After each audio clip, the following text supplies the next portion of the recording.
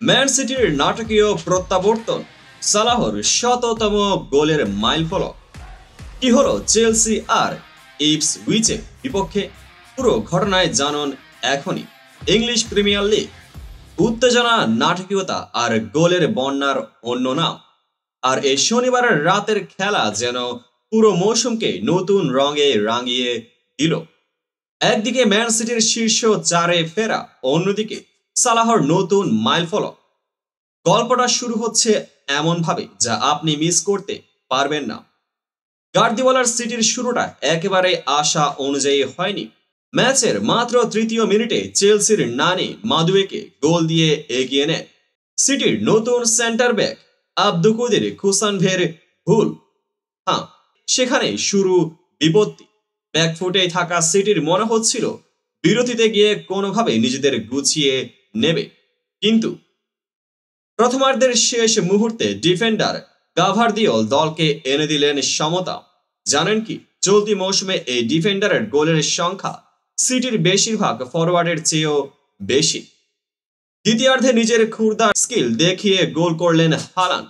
এরপর প্রতি আক্রমণে ফিল ফোর্ডেনের গোলে যেন সিটির জয় সিল করে দিল। তাদের এই জয়ের পর পয়েন্ট টেবিলে তারা শীর্ষ চারে উঠে এসেছে। আর চেলসি, হ্যাঁ, তাদের অবস্থা এখন আরো করুণ। পয়েন্ট টেবিলে 6-এ নেমে গেছে তারা। আর অ্যানফিল্ডে ছিল একদম ভিন্ন এক গল্প। সালাহ মানে নতুন ইতিহাস। ইপসউইচের বিপক্ষে ম্যাচে তার গোল সংখ্যা পৌঁছালো অ্যানফিল্ডে 100-তে। এমন এক মাইলফলক যা কেবল কিংবদন্তিদের তালিকায় যোগ করে পুরো ম্যাচ জুড়ে জাদু এবং গাকপোর জোড়া গোল। শেষ মুহূর্তে একটি গোল হজম করলেও লিভারপুল 4-1 ব্যবধানের বড় জয় নিয়ে মাঠ ছাড়ে। এই জয়ে 22 ম্যাচে 53 পয়েন্ট নিয়ে শীর্ষে আরো শক্ত অবস্থান করল লিভারপুল। আর্সেনাল আর নটিংহাম ফরেস্ট বেশ দূরে থেকেই তাদের অনুসরণ করছে। আর সালাহ, তিনি কি এই মৌসুমে লিভারপুলকে শিরোপা এনে দেবেন? প্রিমিয়ার লিগের এই উত্তেজনা কি আরো বাড়বে? ম্যান সিটি কি আবার টাইটেল রেসে ফিরতে পারবে?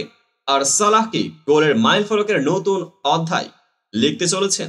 আপনার কি মত জানিয়ে দিন কমেন্টে। আর এমন আরো উত্তেজনা জানতে সাবস্ক্রাইব করুন আমাদের চ্যানেলটিকে, পেজটিকে এখনই ফলো করুন। দেখা হবে পরবর্তী আপডেটেড ভিডিওতে।